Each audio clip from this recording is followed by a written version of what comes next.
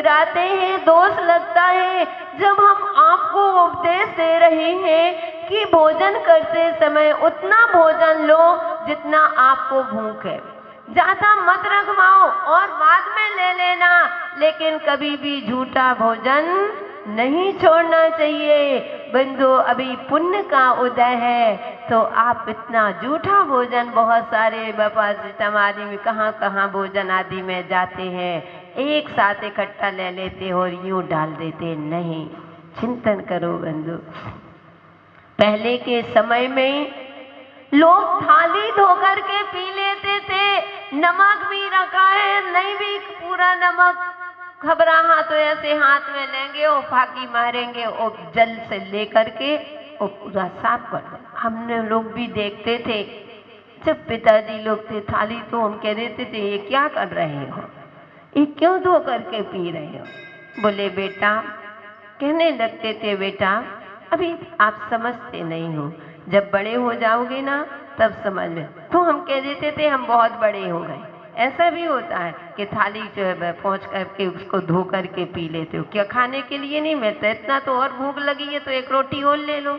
इन्हें उल्टा जानते नहीं थे। कहने का तात्पर्य बंधु, तो पुरानी पद्धति थी, लेकिन आज कितना व्यर्थ का भोजन होता है बंधु, कितना सादे। आज कहते ना स्टेटस हो गया, स्टेटस का जमाना है। जिंदगी हो या व्हाट्सएप, लेकिन लोग स्टेटस ही देखते हैं कि शादी होती है अपने स्टेटस के बनाने के लिए कि इतने सारे व्यंजन, 100 व्यंजन व्यर्थ में चले जाए, चाहे फेंक जाए, और अगर एक गरीब आ जाएगा तो उसको दुत्कार देंगे, चलो क्यों आ गए। बंधु, किस काम का तुम्हारा भोजन? कभी बंधु हम लोग तो बहुत ध्यान रखते हैं इस बात को कि देखो, चिंतन करते हैं और आप लोगों को भी यही उपदेश देते हैं। आज आपका पुण्य का उदय है तो फेंक रहे हो उन गरीब बच्चों को जिनको खाने के लिए दाना भी नहीं। हमारे पार प्रक्षालन होते हैं तो लोग पहले हमारे दूध से पार प्रक्षालन कर देते थे, रास्ते में चलते हैं, अथवा कोई भी जन्मदिन, दीक्षा दिवस आदि आता है तो श्रावक लोग आकर के दूध से पार प्रक्षालन करते थे। मैंने कभी नहीं किया, मैंने तुरंत त्याग कर दिया। मैंने कहा नहीं करना है, जल से करो। आज हमारा पुण्य का हृदय, तुम हमारे चरणों में दूध से अभिषेक करो और उन बेचारे अनाथ बच्चों जिनको कभी दूध पीने नहीं मिलता है और तुम यहाँ व्यर्थ का फेंक रहे हो। बंधु, मेरा त्याग है, मेरा जिंदगी भर के लिए मैं कभी भी दूध से पार प्रक्षालन नहीं कराता। कोई दूध से पार प्रक्षालन करने से आपकी विशेष भक्ति नहीं दिखेगी, लेकिन बंधु उनका याद करो जिनको कभी खाने नहीं मिलता, पीने के लिए नहीं मिलता।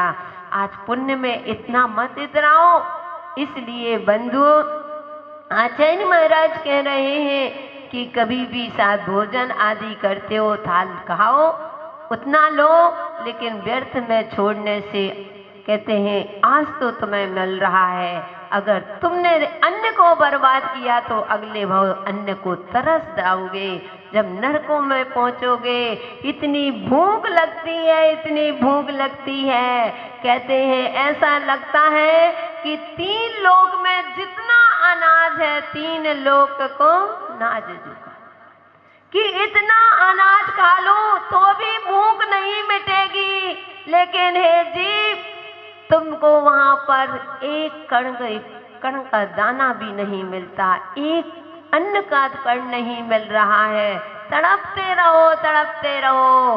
क्यों यह पर्याय मिली? क्योंकि तुमने बहुत भोजन को व्यर्थ में फेंका होगा, इसलिए तरसो अब, क्योंकि तरसना तो पड़ेगा।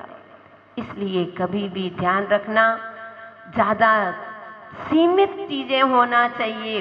राजस्थान में किशनगढ़ जानते होंगे, मार्बल जहाँ, तो किशनगढ़ वहाँ पर बंधुओं सामाजिक दृष्टि से भी कहते हैं सीमा है कि जल सहित कितनी 15 वस्तु या 18 वस्तु या 20 वस्तु जो भी हो, बस इतनी ही सीमित है। कोई भी तुम्हारे यहाँ बड़ी बड़ी चाहे पार्टियां हो, चाहे बच्चों के विवाह हो, चाहे सालगिरह, कुछ भी मनाओ, अगर सामूहिक भोजन हो रहा है तो उसमें आप पानी सहित 18 वस्तु से ज्यादा नहीं रख। और उसके ऐसा नियम है, जब भोजन करने, जैसे कल जीवना है तो सब 10 बजे से भोजन प्रारंभ है, तो पंचायत के लोग, कुछ लोग जाएंगे और जैसे ही देखेंगे पहले तुम्हारी स्टॉल लगी है, गिनेंगे कितनी वस्तु है, अगर ज्यादा है तो वह लौट करके आ जाएंगे।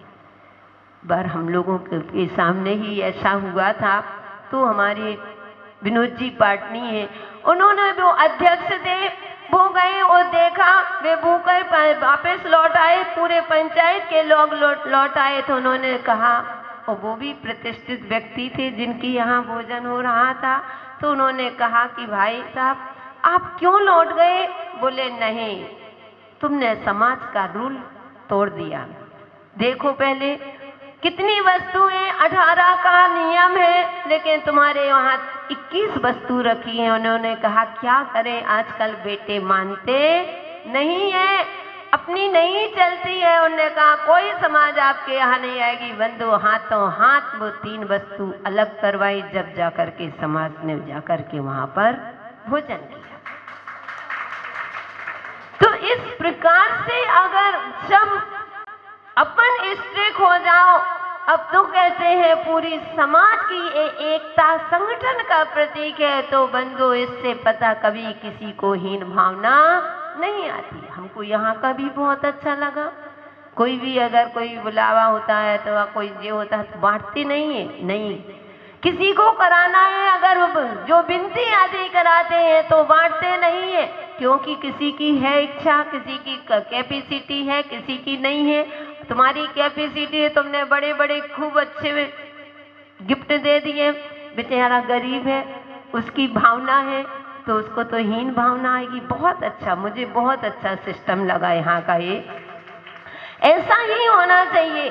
कम से कम हम समाज, घर परिवार में कैसे रहो, समाज के लिए सभी, चाहे बड़े आदमी हो तो भी बराबर और गरीब हो तो भी बराबर, सबका सम्मान है। बंधु ऐसे ही होना चाहिए।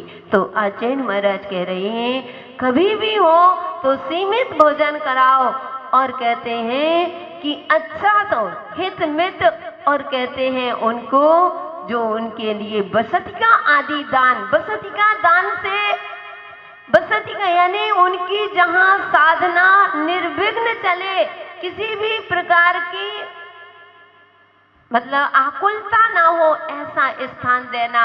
ऐसा नहीं है तुमने बसती का दान दे दिया तो माता जी हड़प ले, अब तो ये धर्म स्थल हमारा है, अब तो हमें दान में दिया, श्रावक ने दे दिया था दान में, बसती का दान दी थी। बसती का दान से तात्पर्य है हे साधो कि तुमको उसको ग्रहण नहीं करना है। जब तक आपका प्रवास है, जब तक आप रुके हैं, आप अपनी रत्नात्रय की साधना की वृद्धि के लिए आप इसमें बैठ करके और आप अपनी साधना कीजिए। और जब जाते हैं, छोड़ जाते हैं, तो बंधु घबराना नहीं, बसती का दान देना पड़ेगी, महाराज ले जाएंगे, महाराज माता जी ले जाएंगे, नहीं, महाराज माता जी लेकर के नहीं जाएंगे। बंधु आपने अपना कर्तव्य किया है, वो अपना कर्तव्य करके तो बसती का दान आदि जो होती है।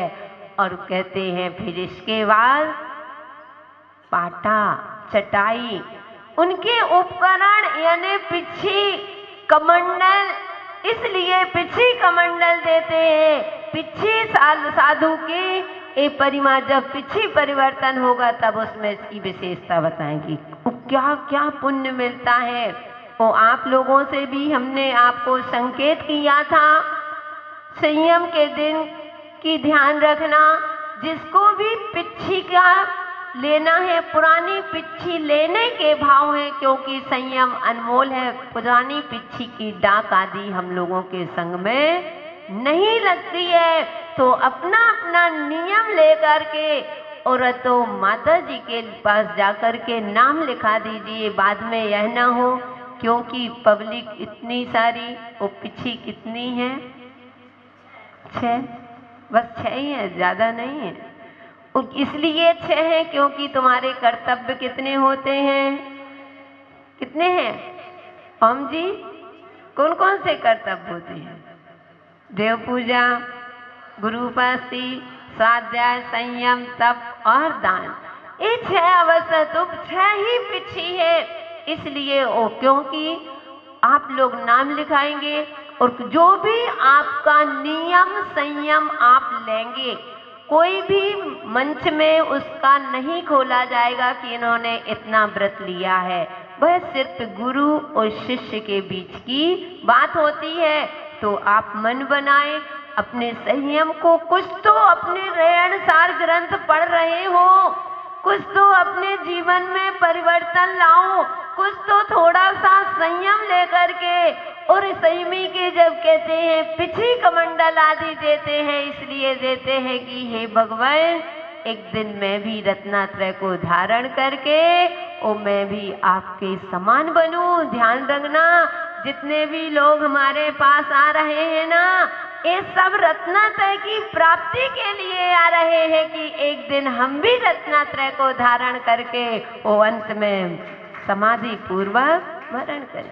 क्योंकि अगर मान लीजिए एक व्यक्ति, कोई राजनेता है, राजनीति में जिसको इंटरेस्ट होता है, उसको राजनीति सीखना है तो पहले कोई राजनेताओं के पास उसको रहना पड़ता है। ऐसे नहीं सीख जाता कि पहले से ऐसे बड़े, पहले उन राजनेताओं के पास जा कर के वह देखता है कैसे राजनीति होती है, कैसे क्या होता है, फिर जा कर के धीरे धीरे आगे करके अपनी युक्ति से अपनी उसमें सक्सेसफुल हो जाता है। ऐसे ही तो कहते हैं, क्यों कहा मोक्ष मार्गस्य नेतारम, कि जो मोक्ष मार्ग के नेता हैं। तो आप जब आपको मोक्ष चाहना है तो मोक्ष मार्गी के पास तो आना पड़ेगा।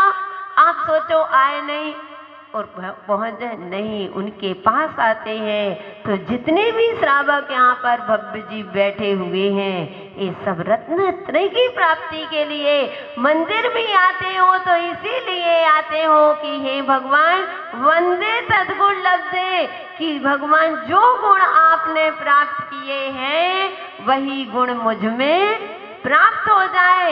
इन्हीं भावनाओं के साथ आप मंदिर में आते हो। इसलिए भव्यात्माओं अपने जीवन में कुंद कुंद स्वामी आचार्य महाराज कह रहे हैं कि अपने साधु को जो उनकी आवश्यकता है, उस आवश्यकता को जान करके वो आप नहीं देंगे तो कौन देगा? क्योंकि बंधुओं, अभी जब तक साधु पंचम काल में जब तक साधु धर्म दिखाई दे रहा है, जब तक श्रावक धर्म निश्चित है। साधु संत के अभाव में, साधु धर्म के अभाव में किंचित मान लो फिर भी श्रावक धर्म रह सकता है, लेकिन श्रावक धर्म के अभाव में साधु धर्म नहीं पल सकता है। क्योंकि साधु की साधना में साधक कौन बनता है? श्रावक। आपके माध्यम से ही हमारी साधना चलती है। इसलिए आप अपने कर्तव्य समझ करके कैसे साधु को आहार देना, विवेक पूर्वक देना, औषध आदि देना, तो कहते हैं कि शुद्ध औषध आदि देना, और जो भी उनको आवश्यक है वो मांगेंगे, वही तुमसे नोट नहीं चाहेंगे। ध्यान रखना, ना साधु को तुमसे नोट चाहिए, ना साधु को तुमसे वोट चाहिए। बस मोक्ष मार्ग में जो हम लोग चल रहे हैं उसके लिए आप सभी का सपोर्ट चाहिए और कुछ नहीं चाहिए। इसलिए अपने धर्म का निर्वाह करो, अपने धर्म का पालन करो। श्रावक हो तो श्रावक के अपने बिना ये तो कभी सोना ही नहीं चाहिए। आवश्यक कह दिया, आवश्यक में कह दिया, इसमें किसी का बस नहीं है, हमको वह काम तो करना पड़ेगा। इसलिए आचार्य महाराज कह रहे हैं, मोक्ष मार्ग अनुरागी जो पाता मुनि रज त्यागी जो मोक्ष मार्ग अनुरागी जो पाता मुनि जन त्यागी को। हित मित अन्न पान औषधि देता है बड़ भागी वो। हित मित अन्न पान औषधि देता है बड़ भागी वो। स्थान शयनासन हो स्थान शयनासन उपकरण दिलाए रे। रयण सार चारित्र प्रधान ग्रंथ कहाए रे। रयण सार चारित्र प्रधान ग्रंथ कहाए रे। साधु श्रावक की ओ साधु श्रावक की रयण सार चारित्र प्रधान ग्रंथ कहाए रे। रयण सार चारित्र प्रधान। क्या बात है, हमने इसीलिए रुके, देखो याद हुआ कि नहीं, सबको याद। तो कहने का तात्पर्य बंधुओं, वह बड़े भागी जो होते हैं जिनको साधु के उपकरण आदि दान करने का सौभाग्य मिलता है। हर किसी को चाहते हुए भी नहीं कर सकता। पुण्य का उदय आता है तब कभी जाकर के हमें साधुओं की सेवा करने का अवसर मिला है और सेवा की है। तो कहते हैं ऐसा सेवा और आगे भी ऐसी सेवा करना जिससे एक दिन तुम भी मुनिराज आरिका माता जी बन करके और अंत में तुम्हारा समाधि पूर्वक मरण हो। ऐसी भावनाओं के साथ समय अपना पूरा हुआ। जय बोलिए महावीर भगवान की।